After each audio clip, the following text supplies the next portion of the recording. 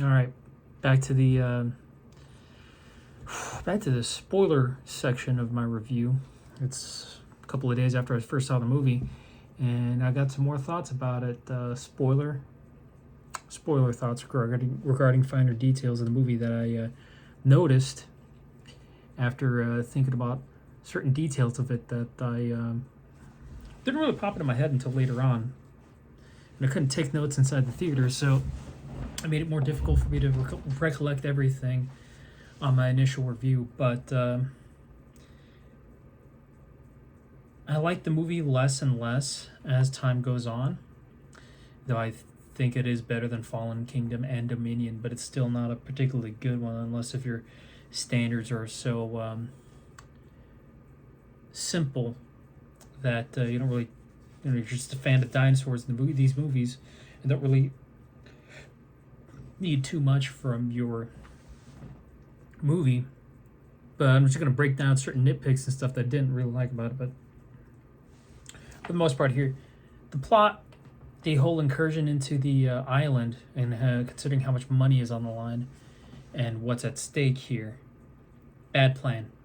Doing it all three in one go without any proper reconnaissance as to how freaking dangerous it is bad plan. You know, the rich dude, I can't even bother remember most of these characters' names, so that's probably like a point against this movie here, is that the fact that it was so not memorable enough that I don't really care about. I don't care to commit the character's memory. But they should have done 3 incursions onto the island instead of just doing it all in one go, especially with how dangerous getting a freaking mosasaur DNA was. And then the flying one, it's just like you're leaving too much to chance on just 3 there.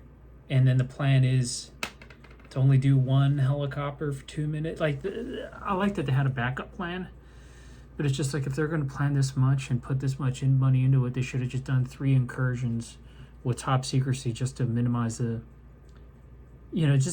chances of losing the samples as you're going through the island. I mean, you're just leaving too much to chance.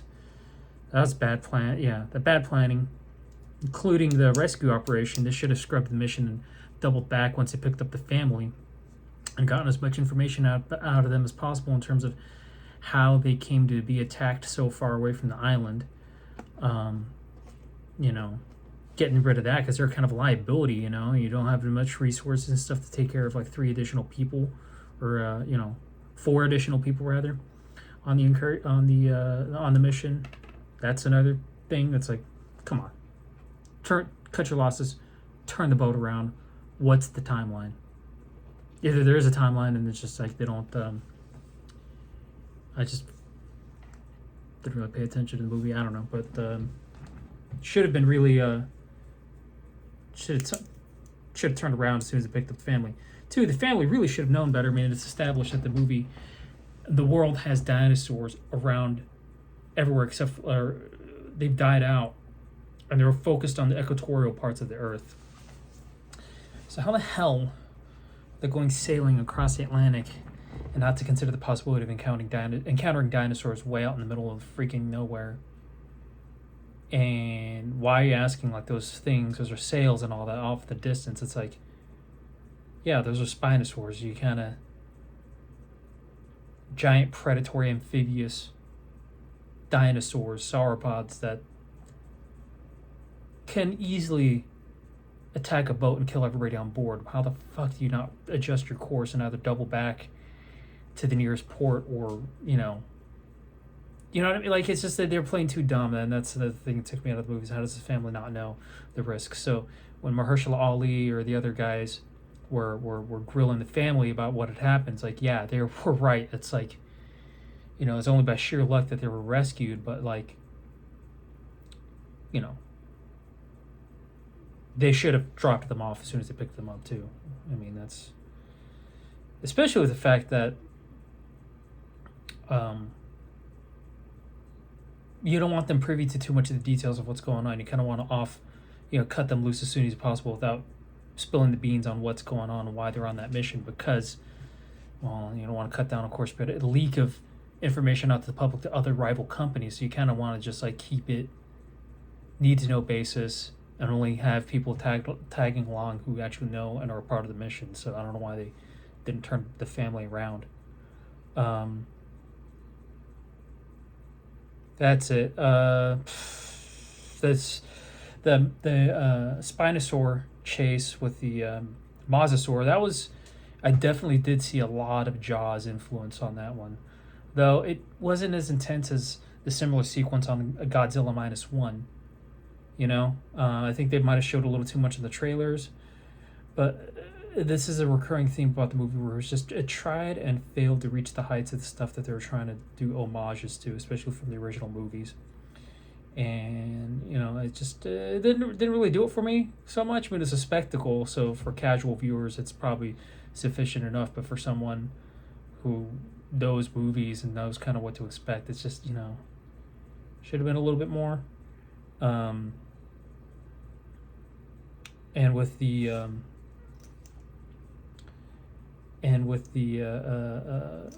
elements from other movies, I mean, you know, had a little bit of Jurassic Park 3 in there with the pterodactyl or the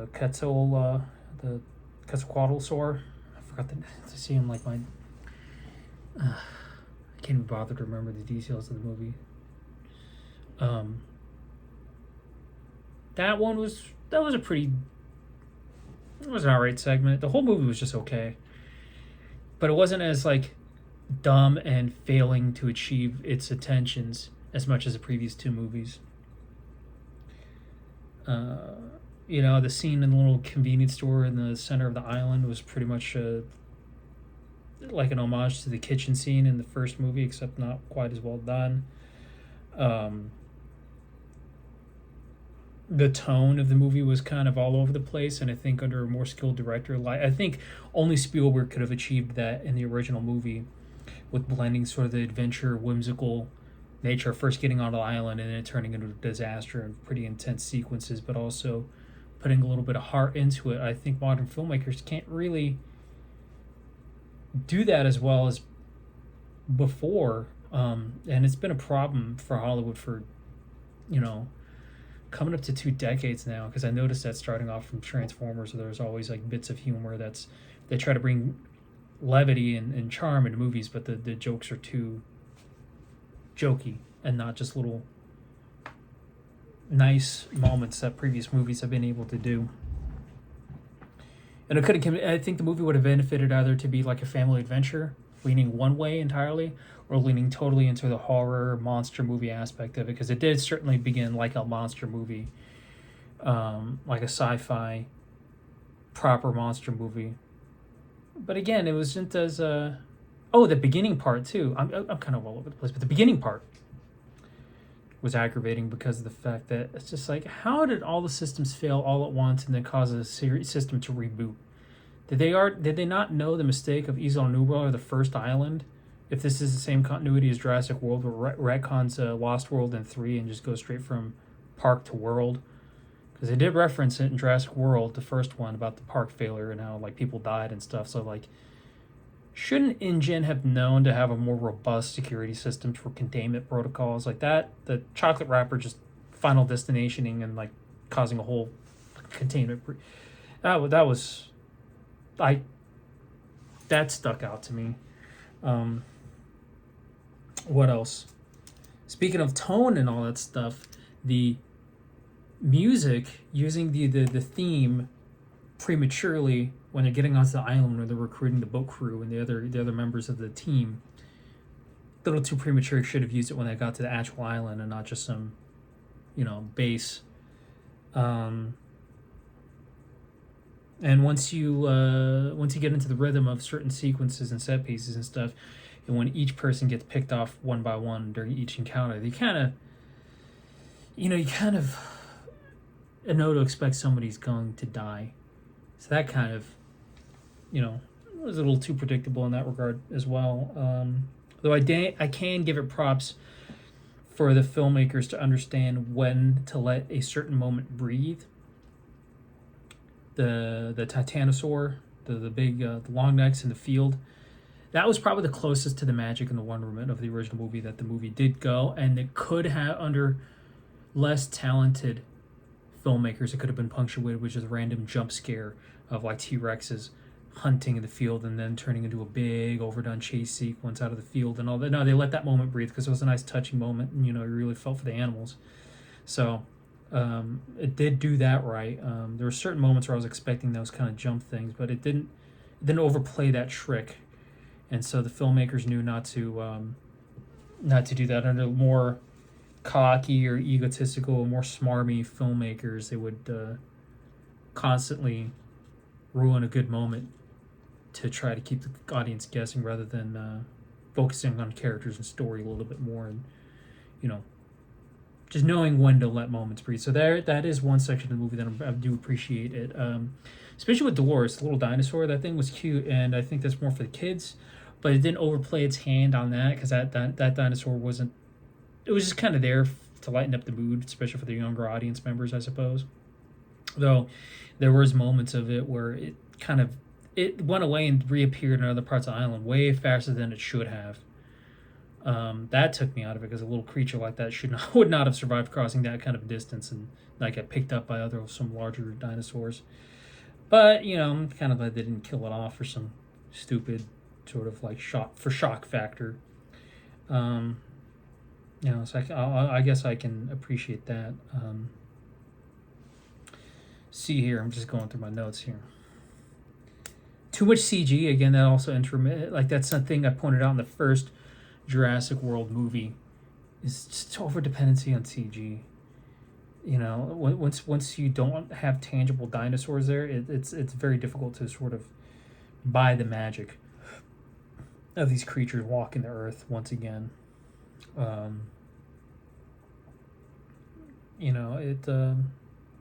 It captured the scale pretty good. Gareth Edwards is pretty good about doing scale, but it was too fantastical in certain segments, especially the island itself. The island itself may as well have been Skull Island. Far too exotic of a location for the movie if it's supposed to be grounded in some sort of reality, because it just felt like Skull Island. And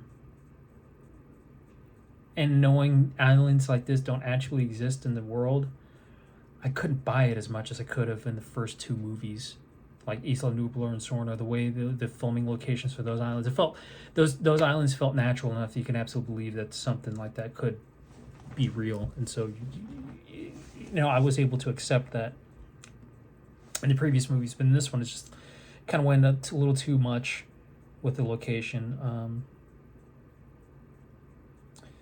Let's see here. Too much ammo in the Glock when the bad guy picks up the ammo from the crashed helicopter remains and stuff, and it was used at the end when they're attacked by the mutated flying ones. There, far too much. No spare mags, just way too much ammo being used in the thing. Let's see here. Goodness. The final Mutador dinosaur, I don't even know what the thing is called, but that final dinosaur, one, there was a scale issue because when it first shows up and it destroys a helicopter coming in, which is, I believe, it's referenced to either how the I guess I got Jaws 2 vibes when the shark destroys a little Bell helicopter on the water in the second movie with the Coast Guard guy. But when this thing takes out the helicopter, it looked fucking gigantic. But when you see it again later on, it looked way smaller. So I don't know if that was a screw up of the effects or the way it was shot, but it looked like it was two different sizes. And it was in the movie for far too little time for how much it was being hyped up in the trailers and the promotional material. It was just, I would have thought to see more of it throughout the movie. And then the kind of when the movie fakes out with Mahershala Ali's character, which I'm kind of, it's corny that they let him live, but it's just like I guess it could have gone either way, it would have been corny to let him live like they did, but then again, it would have been too predictable to kill him off. So I guess the movie did have a choice, and it just made a choice. Either war would have worked or didn't work for various reasons, but I didn't expect for the dinosaur to just wander off that quickly for him to gain enough distance to use a flare again that would have absolutely retracted it one more time before getting picked up by the boat at the very end. Goodness.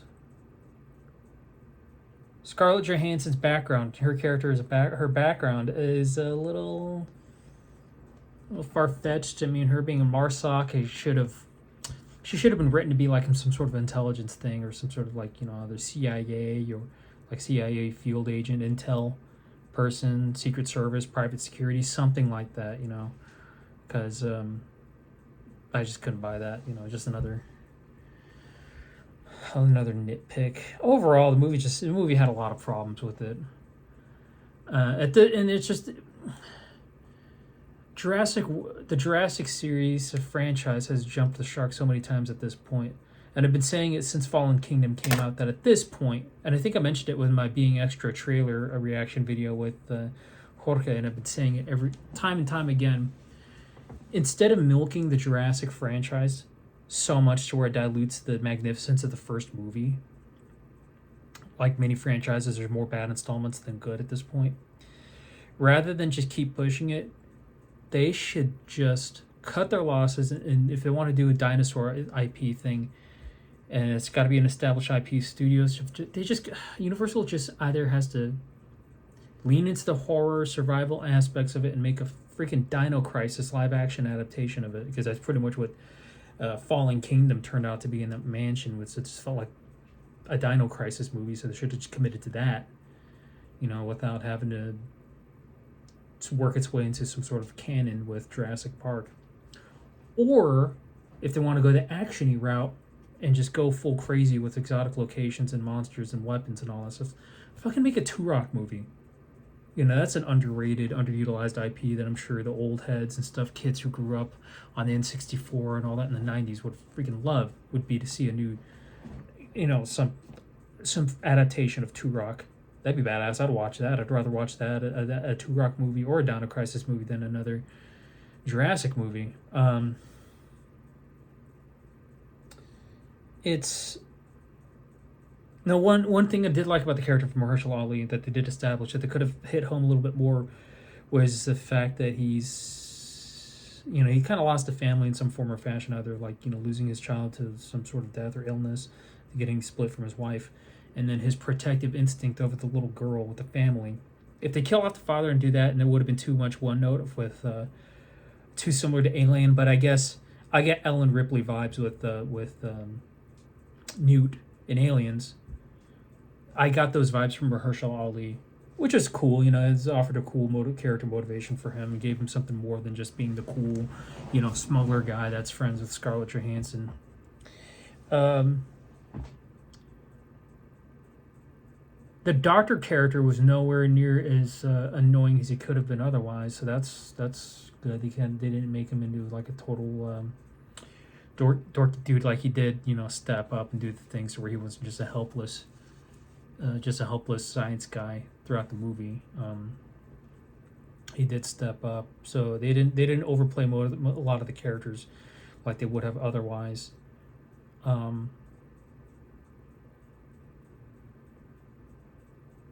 And so, yeah, I don't know.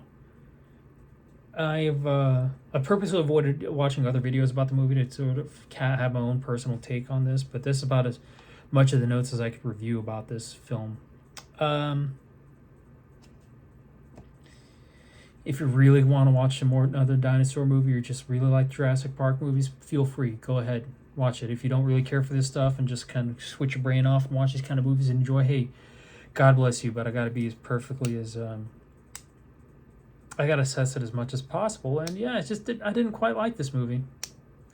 Definitely better than the other ones. So at least it did us the favor of doing its own thing with a whole new set of characters without doing too many of the floating member berries with the previous films like Dominion did.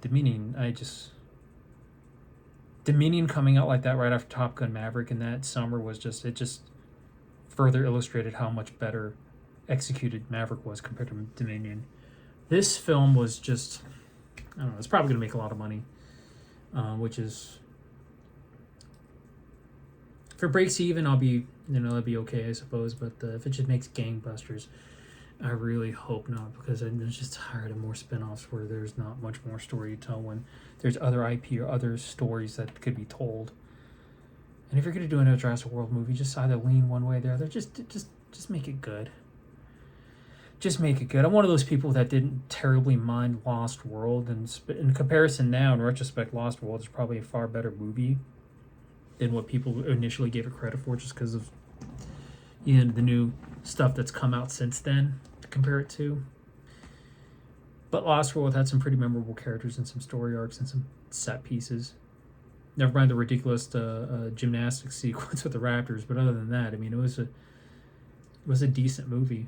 Got to rewatch Jurassic Park 3, see if that one is as bad as I remember it. But I don't know, man. To me, I don't want to watch these movies any more than just once or twice, because I want to keep the memory alive and the magic alive of the original movie. I think that one's still a classic. So at least we still got that, to revisit every now and again, because it still holds up. This one, I don't think it's just gonna go to the wayside. It's gonna be, yeah. So there you have it. There's my full spoiler section review of all the tiny nitpicks and ramblings that I have of this one. Hopefully you enjoy this, and as I say, as I keep on saying, I'm experimenting with new setups and better quality videos. So once I get in the rhythm of editing and get the hang of everything, I can work off all this rust and get better. But hopefully you enjoyed this. If you have any other nitpicks or any sort of feedback about the movie, feel free to drop some comments below. Like and subscribe here on this channel. And I'll see you on the next review. And you guys take care and have a great weekend. See ya.